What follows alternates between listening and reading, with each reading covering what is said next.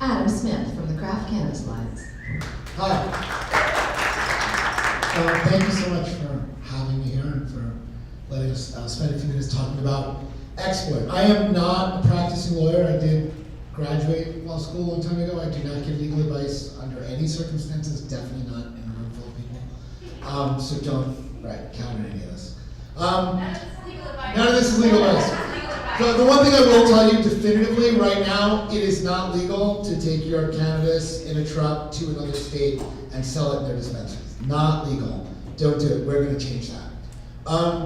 So I'm the executive director of the Craft Cannabis Alliance, and we are running the One Fix Cannabis campaign. That name is likely to change because one stood for Oregon Needs Export, which is great, except if you're in a state that's looking to bring it in, it's not export. So we're thinking about other names.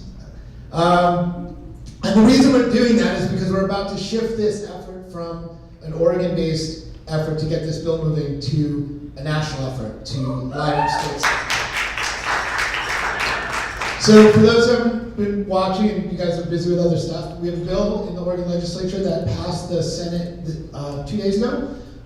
It's Senate Bill 582. It will give the executive branch of the state the authority to approve out-of-state transfers of cannabis under interstate agreement with other consenting states, is how I like to put it. And I think that that sort of brings the whole issue into focus, right? We're not talking about just opening the doors, letting everything go. We're talking about two consenting states saying, we're going to create an agreement. Why do states have to create an agreement to do this? Because there are no federal guidelines for these sorts of transfers. So the two states have to come to an agreement. It's not that complicated. It is not negotiating peace at Malta. It is, we will accept your labeling requirements, you will accept our testing requirements, so forth, right? So of course, we can't do this without A, another state, and B, if the feds are going to mow everyone down and send us all to federal prison. Understood, right? I spent a long time starting this campaign with people like, no, what you don't understand is this is federally illegal. We know. So the bill has a federal trigger. And the trigger says that the federal government must give either permission or acquiescence. I don't think the word acquiescence is in the bill, I think tolerance. But that could really come in two different ways. One is we can get permission through federal legislation, right, in statute. And that would likely be whatever passes first that will protect the state industries, right? If for some reason tomorrow the federal government ended federal prohibition, none of this would be necessary, we can move on, right? Assuming that before we get to full end of federal prohibition, we will have some protection of the state industries expanded like we do now. If the States Act passed, for instance, we want to get protection of licensed interstate transfers included in that legislation. The other way this could happen is maybe more likely is an attorney general issues a Department of Justice policy statement or memo that protects the state industries, basically exactly the kind of permission that we're living under now in the legal adult use industries. Even though they tore up the memo, we're still living under the same thing, which is if you're operating under state law in good faith, the Department of Justice is not going to spend a lot of time, it's not going to be a priority for them to prosecute. And if we can get that under our law, under 582, then our governor will be free to create these agreements. So, just a quick 2-minute background. You know, when this glut happened, and everybody says, oh, we have this oversupply problem, and everyone's going out of business, and that's capitalism. And it's like, well, no, it's not capitalism. Capitalism is we have all this great product and we send it to New York and they send us money and it's legal. That's capitalism. We have prohibition, and prohibition distorts markets. And the way the prohibition is distorting markets here is that it is taking an industry that has been here and an important economic driver for generations and is extracting it from the communities that have built it and putting it into the hands of fewer and fewer deeper pockets who can wait out the time until they can access markets while they buy up struggling brands, because everyone is struggling, for pennies on the dollar, watch everyone else go out of business, vertically integrate, make it impossible for you to get on shelves, and then 5 or 6 years from now when federal prohibition ends, boom, we have a $5 or $10 billion a year export market, and we don't own it. And we will look around and we will say, wow, this region, what a great industry. It's too bad none of these communities are building wealth.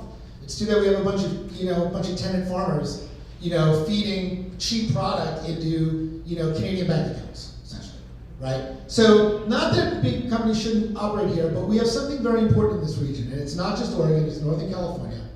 And it's primarily centered in the outdoor, I'm Washington, but it's primarily centered in what I like to call the Emerald region, right? And its communities, and its people, and its farmers. It's people who live on their farms who grow cannabis and have been for a long time. And this state, Oregon, did something very Oregonian and very wise when we legalized. We legalized the industry we had. We didn't say, show us $20 million and you can have one of these 20 licenses. We said, we know you're growing, whether you're medical or unregulated, please come into the legal industry. We ran a marketing campaign called Go Legal. And the marketing campaign did not say, bring us your Canadian capital and buy 30 farms. It said, we know you're growing, go legal. And thousands of people did. And it was smart because this is important economics in these regions across some of the poor agricultural and rural communities of the state. And they said, come on in. But what we didn't think all the way through when we legalized the industry we had was that the industry we had was an export industry. And it had always been an export industry. And we've always produced far more cannabis than we've consumed. And once everybody got legal and said, oh, now we can't send it out of the state. Oh my God, we have 1 million pounds of cannabis that we can't do anything about. Try as we might, we cannot smoke that much cannabis. So, initially we were like, how do we get Oregonians to buy local and understand that there's some cannabis that's grown here by farmers and some cannabis that's grown here by Canadian holding companies. And like we thought, well, if we can get Oregonians to buy local because they like local, it doesn't matter. There's so much capacity here, we have so much bounty that unless we push this, unless we open up markets, even if every Oregonian, but only for Oregonian-owned farms, it's still gonna be hard for people to grow. So what we need to do obviously is open markets. I'm gonna go through it. But so the next question is, why would other states want to do this? And there are really compelling narratives, because here there's an economic crisis going on that we're trying to head off. We're trying to hold on to this industry in ways that are going to be important for the state for generations, right? But in states that we're moving into, there are really powerful narratives, one of which is environmental. In Nevada, they're using water in the desert to grow mediocre cannabis that they're selling for $20-something a gram. That's insane. That's insane. Well, 1 million pounds is going to rot here. In Florida, from what I understand, I don't spend any time in Florida recently, they have to dehumidify giant spaces, use enormous amounts of energy, and maybe it won't mold. That's insane, right? In New York, if they legalize, they're going to have to create from scratch a production industry 4 times the size of Oregon's. In a place, cannabis doesn't necessarily grow that easily. You can grow citrus in New York if you want. It's a shitty business decision, right? You can do it. We can grow cannabis in every single state, but there are real environmental issues with doing that, right? The next thing is patient access. We're working with patients in Delaware. Delaware is unlikely at any time soon to have a giant production industry. But they have cancer patients and they have epilepsy patients and they can't get access to good, clean medicine. Well, we have that medicine rotting on shelves here. That's insane. These are powerful narratives. They're important stories. These are the things we're going to talk about. Then there's one other thing that I just want to touch on.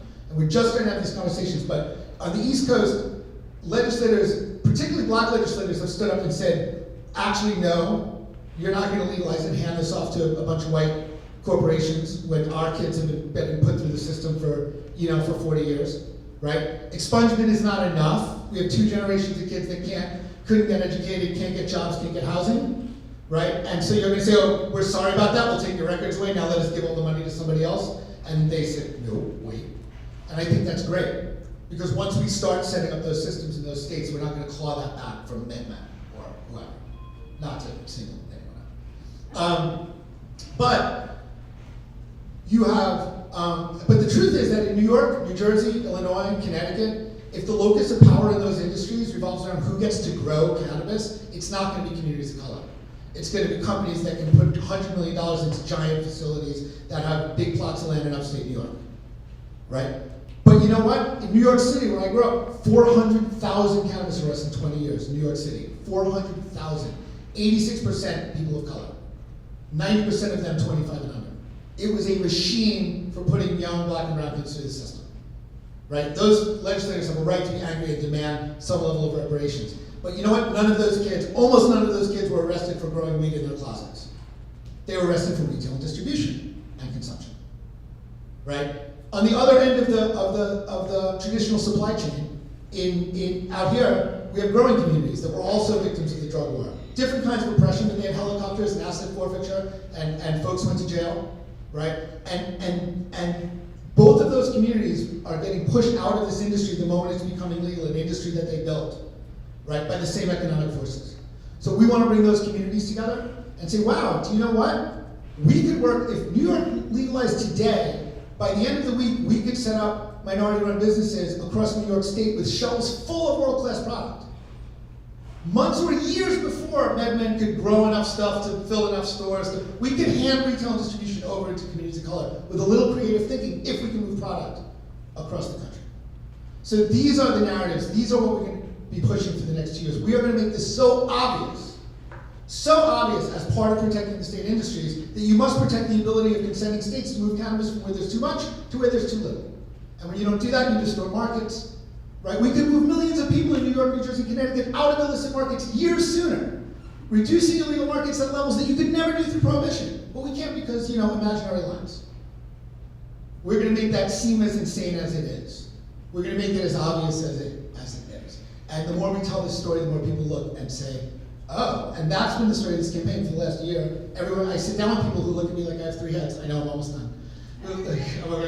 Who look at me like I have 3 heads. This is radical and crazy and insane, and it will take me years, and no one's going to do this. The governor will never get behind it. And 15 minutes into the conversation, like, oh my God, this is so obvious. Why aren't we doing it now? Right? And so, last week, when the Senate, I don't know if you're smart, you don't pay attention to Oregon legislative politics, but the Republicans in the Senate fled the state. They didn't want to take a vote on the tax bill, whatever it was. But our bill was facing a deadline last Friday. That if it didn't get voted on, put it in a committee in the House and assigned to a work group, not that you need to know any of this, it was going to die in the Senate President's desk. I was in California calling everybody I knew, and we had people here, the Retail Association, a bunch of folks who were fighting to try to make sure this vote happened, or that our bill got saved. And in the middle of this crisis in the legislature, our bill was not most people's first priority. But I will tell you something that happened, is that the governor's office, who people told me for a year would never get behind something like this, stood up and went around that building, Jeff Rhodes, the governor's policy guy, and told people that the governor we want this vote, we want this bill to move forward. Because we have made it so obvious to the political leadership in the state that the future of the industry in this country is not 50 self-contained production industries. And that Oregon is at the center, is going to be a center of world-class cannabis that is varied and that is supporting hundreds of businesses and farms and that is some of the most important cannabis in the world. And it is, because there is no other indigenous production region at scale in the United States beside the Emerald region. That's it. And while everything else will be corporate, that is a global meta brand that is worth billions of dollars and that will feed and support this region unless it gets taken away from us because our folks can't afford to stay in the industry long enough to get to markets. That's what we're doing. We are about to take this into a national and interstate phase. We've been really cautious about raising support for this locally because we understand exactly where everybody is, and we've done this locally, but now we're looking at a national campaign. One thing it lets us do is go out of the state to get support, but if you have not, and most of you haven't because I haven't asked almost anyone, and you are interested in supporting this campaign, and this is not a hard pitch, but I am an adamant Craft Cannabis Alliance that actually works as a PayPal, just if you want to do that. But please get in touch with me. The last thing I like doing about this is asking for money, but this is an important campaign. We're doing this for you. And the people here who are part of this part of the industry are the center of the story of why we are doing it and why it's important. And so, regardless of whether you can support this or not, I'm thrilled that you're in the industry and that you're here and part of this event. Thank you for being here, and thank you for giving me 5 minutes to listen.